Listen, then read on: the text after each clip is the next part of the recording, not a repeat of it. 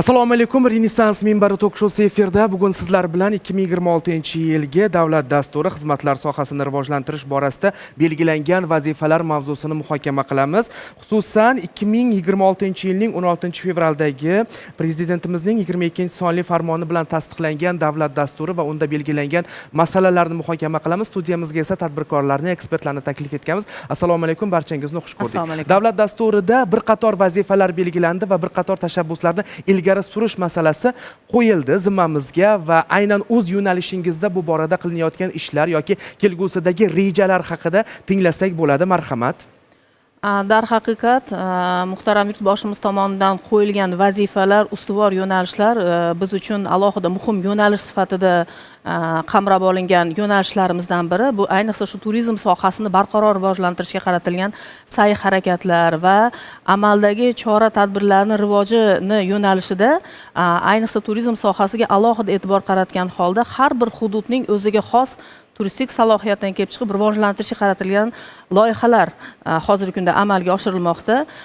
Mana mamlakatimizda qariyb aytishimiz kerakki, bu yil 2026-yilda qariyb 12 milliondan ortiq xorijiy sayyoh tashrifi ko'zda tutilgan va 24 milliondan ortiq mahalliy, ya'ni ichki turizm sayohatlarini amalga oshirish reja qilingan. Va bu rejalar asnosida aytishimiz kerakki, albatta turizmni barqaror rivojlantirishda hududiy hokimliklar bilan hamkorlikda, tegishli vazirliklar bilan birgalikda, ya'ni turizm infratuzilmasini yoki xizmatlar sohasini rivojlantirishga qaratilgan chora-tadbirlar dasturi ishlab chiqildi va bu borada aytishim kerak, o'tgan yilgi holatni oladigan bo'lsak, 53 dan ortiq mahallada, ya'ni yangi turizm xizmatlarini barpo etish va aholini turmush sharoitini yaxshilashga qaratilgan loyihalar amalga oshirish negizida qariyb 1300 dan ortiq shu aytaylik aholimizni ijtimoiy, iqtisodiy rivojlanishiga qaratilgan, ya'ni kambag'allikdan chiqarishga qaratilgan loyihalar ham amalga oshirildi. Va buning negizida 17 dan ortiq turizm qishloqlari va turizm mahallalari tashkil qilindi va bugunga kelib qariyb 43 dan ortiq turizm qishloqlari, turizm mahallalari tashkil qilingani bu islohotlarning negizi hisoblanadi. Ya'ni har bir hududning o'ziga xos rivojlanishdan kelib chiqib bu kabi loyihalarimiz, manzilli dasturlar hozirgi kunda amaliyotda qo'l kelmoqdaki, har bir hududda turizm va eksport sohalari va xizmatlar sohalarini rivojlantirishga qaratilgan chora-tadbirlar amalga oshirilmoqda. Va bu yilgi rejalarimiz ham o'ziga xos bir yo'nalishlar tanlab olinganki, qariyb 200 dan ortiq shu turizmga ixtisoslashgan mahallalarni rivojlantirishga qaratilgan loyihalar amalga oshirish ko'zda tutilgan va buning negizida albatta xizmatlar va servis sohalari aholi turmush sharoitini yaxshilashda va iqtisodiyotimizni barqaror rivojlantirishga qaratilgan chora-tadbirlar amalga oshiriladi. Va buning negizida va xizmat sohalari va turizm sohalaridagi aholi bandligining 400 mingdan ortig'i, ya'ni aholi bandligini ta'minlashga qaratilgan sa'y-harakatlar. Va aytishimiz kerakki, albatta iqtisodiyotimizning asosiy drayveri bo'lgan turizm sohasini imkon qadar mana yildan yilga ko'rishimiz mumkinki, mana uzoqqa bormaymiz, 5 yil yoki 10 yil raqamlardan qarab, dinamikasini qarab tahlil qilinganda, bu yilgi mana rejalarimizda mana 12 milliondan ortiq xorijiy sayyoh kelishi bu tarixiy voqea. Lekin 2030-yilga borib bu raqamni 2 baravar oshirish ko'zda tutilgan. 20 milliondan ortiq xorijiy sayyohni tashrif buyurishni alohida dasturlar asosida ko'zda tutilgan. Va biz bunga tayyorlanish borasida va kerakli infratuzilmalar, kerakli joylashtirish vositalarini tashkil qilishda ham alohida dasturlar amalga oshirilmoqdaki, ya'ni ularning sonini qariyb 8,5 mingdan ortiq tashkil qilish ko'zda tutilgan. Bugunga kelib shu kabi joylashtirish vositalari, mana joylashtirish vositalarimiz soni 6,5 mingdan ortdi va bu borada aytishimiz kerakki, 1000 dan ortiq yirik mehmonxonalar, 1000 dan ortiq hostellar va 4 mingdan ortiq shu oilaviy mehmon uylar tashkil qilingan. Va ahamiyatli jihati, mana oilaviy mehmon uylarni tashkil qilishdan asosiy maqsad, ya'ni oilalarni aytaylik iqtisodiy farovonligini oshirish va aholining turmush darajasini yaxshilashga qaratilgan loyihalarimizdan biri hisoblanadi. Ya'ni mana yuqorida keltirilgan 43 ta turizm qishloqlari va turizm mahallalaridagi aytaylik barqaror rivojlantirish va o'sish sur'atlarini ko'rishimiz mumkin. va aholining shu bandlik qismi yoki xizmatlar sohalari qanchalik jadal rivojlanayotganidan ko'rishimiz mumkin bo'ladi. Xizmat ko'rsatish sohasida gap ketar ekan, tadbirkorlar mas'uliyatini oshirish va ularni qo'llab-quvvatlash borasida ham bir qator sa'y-harakatlar amalga oshirildi va oshirilyapti. Marhamat, sizdan ham tinglasak. Darhaqiqat tadbirkorlarni qo'llab-quvvatlab kelinyapti. Bizni sohamiz ijtimoiy sohadan kelib chiqsak, prezidentimizni takliflari bilan imkoniyati cheklangan aholini inson salohiyatini oshirish borasida, ya'ni ularni zamonaviy protezlar bilan ta'minlash borasida prezidentimizga bergan taklifimizni qo'llab-quvvatlab, hozirda ijtimoiy himoya milliy agentligi bilan ishlab, eng zamonaviy 14 xildagi bionik protezlarni bazaga kiritdik. Hozir natijada nima bo'lyapti? Ya'ni prezidentimizning farmonlari bilan O'zbekiston aholisini, ya'ni ijtimoiy himoyaga muhtoj, imkoniyati cheklangan aholini shunday zamonaviy protezlarni bilan to'liq ta'minlab berish davlat o'z hisobiga olmoqda. Va shu borada biz yanvardan boshlab bazaga kiritib, butun respublika bo'ylab aholini, ya'ni qabul qilmoqdamiz. Hozirgi 60 dan ortiq aholiga zamonaviy, ya'ni bionik protezlarni bilan ta'minlash ishlari olib borilyapti.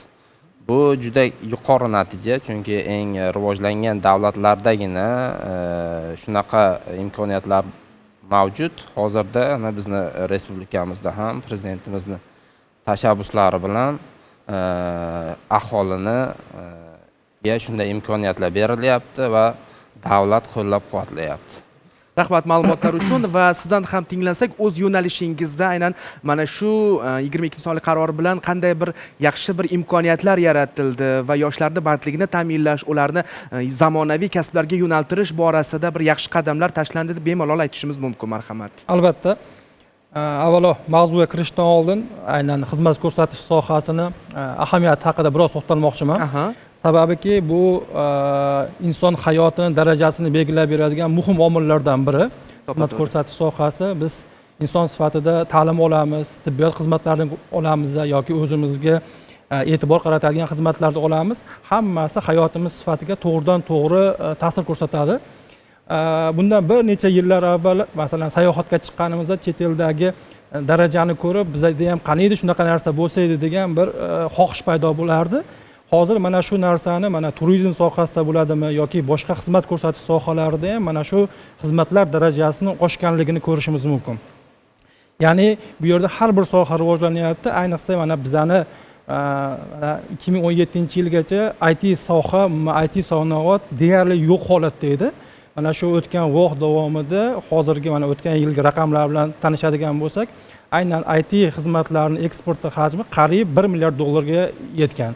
Va bu 2030-yilga borib 5 milliard dollarga yetkazish demak rejasi belgilab olingan. Va bu nima degani? Bu degani to'g'ridan-to'g'ri o'zimizni yoshlarimizni ertaga o'zlarining hayotini topishi va o'zlarida yaxshi chet elning yuqori kompaniyalarda ishlash salohiyatini belgilab beradi.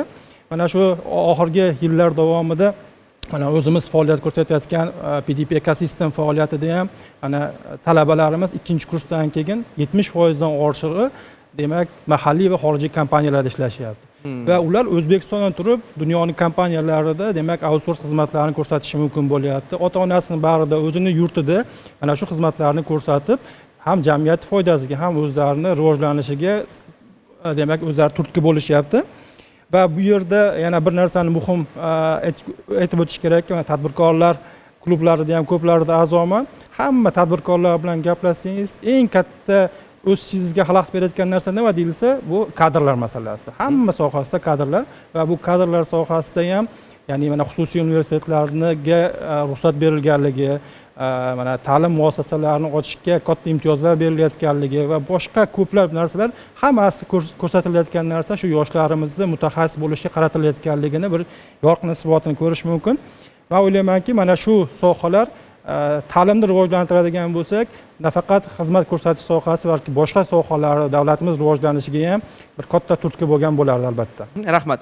Xizmat ko'rsatish sohasida gap ketar ekan, yuqorida biz yaxshi natijalarga erishishimiz kerak, sayyohlar oqimini ko'paytirishimiz kerak deb aytyapsiz. Yana bir muhim masala borki, bu transport va logistika masalasi. Ya'ni aviaqatnovlar sonini oshirish, hududlarga o'sha temir yo'l tizimini joriy qilish yoki bo'lmasa yo'llarni qayta rekonstruksiya qilish, sayyohlar uchun barcha imkoniyatlarni yaratishimiz kerak. Bu borada ham yaxshi bir tashabbuslar boshlandimi yoki boshlanish arafasidami? Albatta, darhaqiqat turizmni asosiy drayveri va qon tomiri bu logistika sohalari va bu yo'nalishlarsiz turizmni tasavvur qilish qiyin.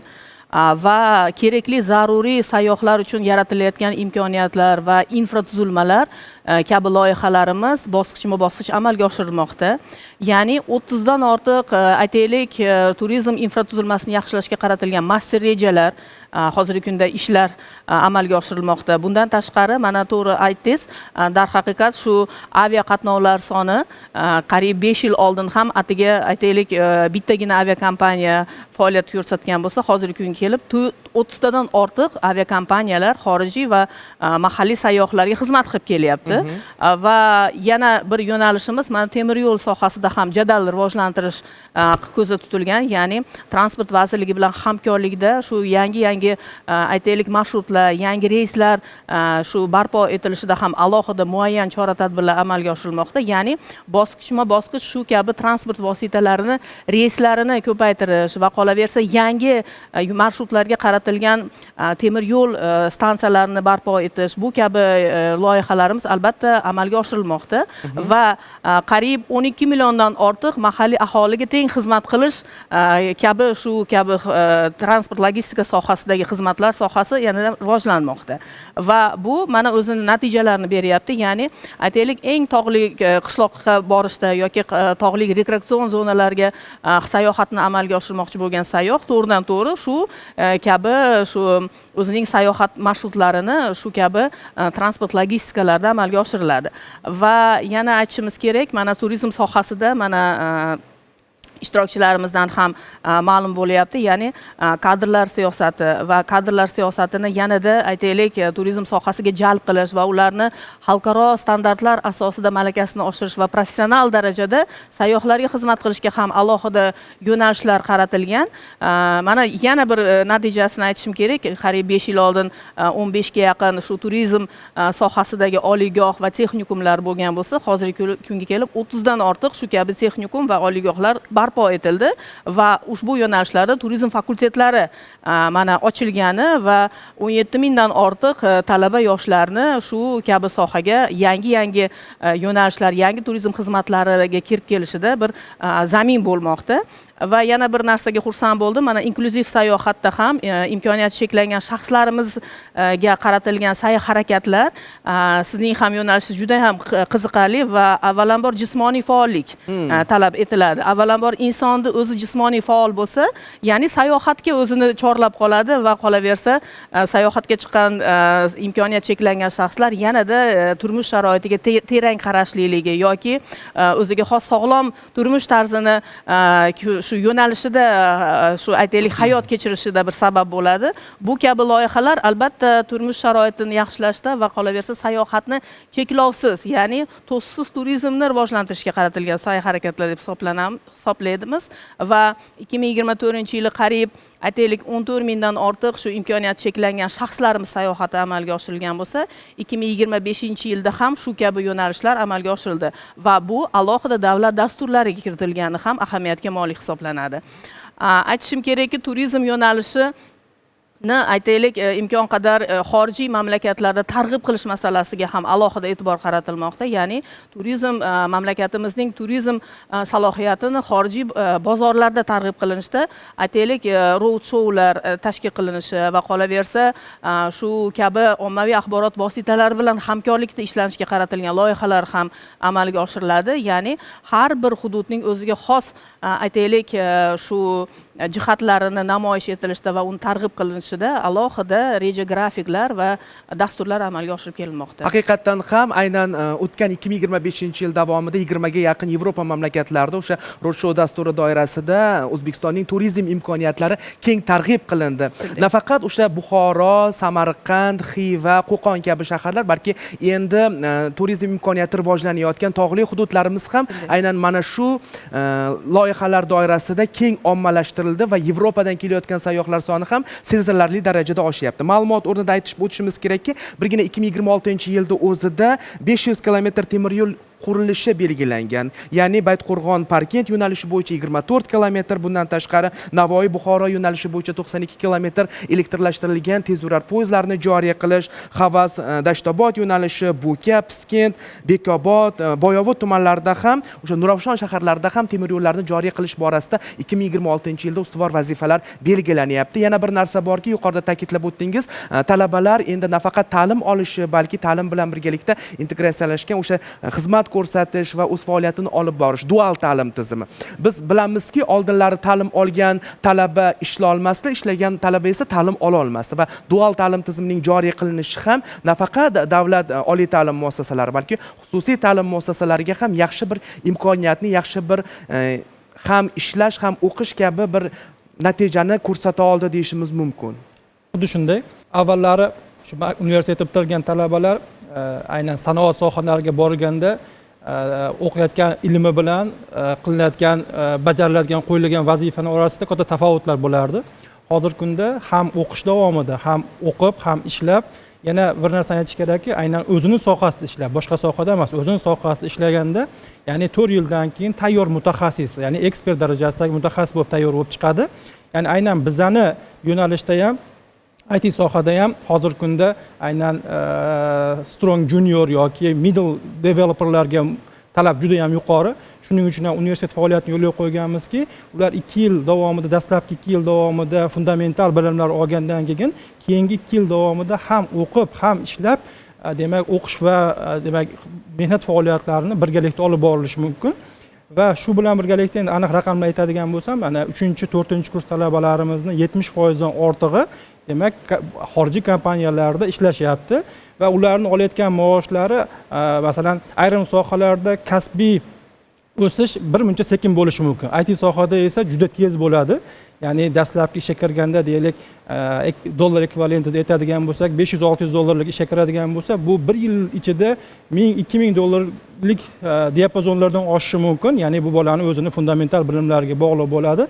Shuning uchun bu yerda o'sha davlat tomonidan ham, oliy ta'lim tomonidan ham, ya'ni talabalarga ham o'qib, ham ishlash imkoniyati berilganligi ham bu o'sha katta turtki bo'lgan deb hisoblayman bu narsani. Tadbirkor sifatida siz ham mana shunday talabalar bilan hamkorlikda ish faoliyatingizni olib boryapsizmi? Ya'ni dual ta'lim tizimiga qanday qaraysiz? Ularning bandligini ta'minlash borasida marhamat.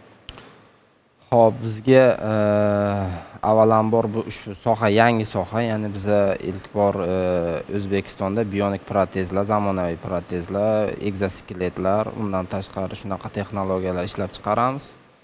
Va bu borada biz hozirda kadr yaratyapmiz, ya'ni talabalarni olib, o'rgatib, ya'ni kadr yaratish bilan shug'ullanyapmiz va shu borada ham topshiriq ham bo'lgandiki, biz gibrid sistema ta'sis qilib, ya'ni shunday mutaxassislarni butun respublika bo'ylab ko'paytirish. Bu borada ham ishlar olib boryapmiz. Undan tashqari bizni yana hozir aytganlaridagi umumiy maqsadimiz shunchaki protez bilan ta'minlash emas, talaba ham shunday bo'lgan, ya'ni umumiy olganda inson unumdorligini oshirish, ya'ni nima? U yana qayta ishga qayta bilsin, sayohat qila bilsin, o'qiy olsin. Xuddi shunday natijalar bo'lib kelyapti. Ya'ni yosh patsientlarimizdan o'qishlariga kirib, bitirib, IT sohasida, logistika sohasida hozirda faoliyatini yuritayotganlar bor. Undan tashqari yana qayta o'z biznesini boshlaganlar bor. Va hozirda yana ijtimoiy himoya bilan birgalikda, Himoya milliy agentligi bilan birgalikda ishlamoqdamiz. Ya'ni har bir fuqaroga, ya'ni boshqa tadbirkorlar bilan hamkorlikda ishlab, ya'ni ish o'rni yaratish. Shu bilan birga o'zimiz ham, ya'ni ish o'rinlarini yaratib boryapmiz. Aynan shu imkoniyati cheklanganlar uchun. Eslatib o'tamiz, siz Renessans minbari tok-shousini tomosha qilyapsiz. Bugun 2026-yilgi davlat dasturi xizmatlar sohasini rivojlantirish borasida belgilangan vazifalar mavzusini muhokama qilyapmiz. Umumiy xulosaviy fikrlarga quloq tutsak bo'ladi mavzu yuzasidan va oldimizda bir qator vazifalarni tingladik va bajarishimiz kerak. Mas'uliyatli qadam oldida turibmiz. Marhamat, xulosaviy fikrlar mavzu yuzasidan. Darhaqiqat mamlakatimizni taraqqiy etishida va qolaversa aholi turmush darajasini yaxshilashga doir bu kabi xizmatlar sohasiga alohida rakurs qaratilgani, bu albatta bu aholi turmushimiz darajasi oshishi va iqtisodiy barqarorlikka olib keladi va bu borada iqtisodiy barqaror xalqimiz albatta sayohatga oshiqadi. Shuning uchun hammani chorlab qolaman, O'zbekiston bo'ylab sayohat qiling va sayohat qilish mobaynida o'zingizni yangidan kashf eting deb qolardim. Rahmat, marhamat. Davlatimiz rahbari har bir nutqlarida inson qadri uchun degan jumlani ko'p ishlatadilar. Yana shu qilinayotgan ishlar, qilinayotgan qarorlar hammasi bir inson qadri uchun bo'lyapti deb hisoblayman. Va shundan kelib chiqib, mana shu demak xizmat ko'rsatish sohasi rivojlanganda boyagi inson uchun xizmat qilinishi bilan birgalikda jamiyatda shunaqa bir madaniyat shakllanadiki, bir jamiyatni faollashishiga, jamiyatda yaxshi fikrlar, yaxshi g'oyalar amalga oshishiga ham sababchi bo'ladi. Shuning uchun jamiyatni demak takomillashishiga bu xizmat ko'rsatish sektorini juda ham muhim o'rni bor va bu narsani hech qachon shu kadrlarsiz qila olmaymiz albatta va kadrlarni ahamiyati har doim dolzarb bo'lib qolaveradi. Rahmat, marhamat. Darhaqiqat hozirda tadbirkorlarga eshitilyapti va juda katta imkoniyatlar berilyapti. Prezidentimiz har bir jabhada bir xil qarashga va qo'llab-quvvatlashga harakat qilmoqdalar. Va hozirda yoshlar qo'llab-quvvatlanyapti, yangi sferalar ochilyapti. Ya'ni sun'iy intellekt, boshqa hammasi. Shu o'rinda aytish kerakki, hamma hamjihatlikda harakat qilish kerak. Hamma shu yurtimiz rivoji uchun birgalikda yonib-kuyib harakat qilsa, faqatgina rahbarimiz aytgani bilan emas, shu narsani har bir inson o'ziga tushgan topshiriqni jon jihati bilan harakat qilib amalga oshirsa, albatta yurtimiz rivojiga katta hissa qo'shgan bo'lamiz. Rahmat ma'lumotlar uchun. O'zbekiston esa aynan reyting borasida o'z o'rnini mustahkamlash uchun qadamlarni allaqachon tashlagan deyishimiz mumkin. 2026-yilda davlat dasturida amalga oshirilayotgan ishlar esa nafaqat butun mamlakatimizni dunyo reytingida mustahkamlash, balki aholi farovonligiga erishish, ularning bandligini ta'minlash va yaxshi daromadga ega bo'lishi uchun belgilangan vazifalar deyishimiz mumkin. Oldimizda katta maqsadlar turibdi. Inshaalloh 2026-yilda mana shu ishlar amalga oshirilsa, biz o'z manfaatimizga, o'z maqsadimizga yetishgan bo'lamiz. Siz Renessans minbari tok-shousini tomosha qildingiz. Dushanbadan jumaga qadar mana shunday muhim bo'lgan mavzularni muhokama qilishga doimo tayyormiz. Bizdan uzoqlashmang. Xayr, salomat bo'ling.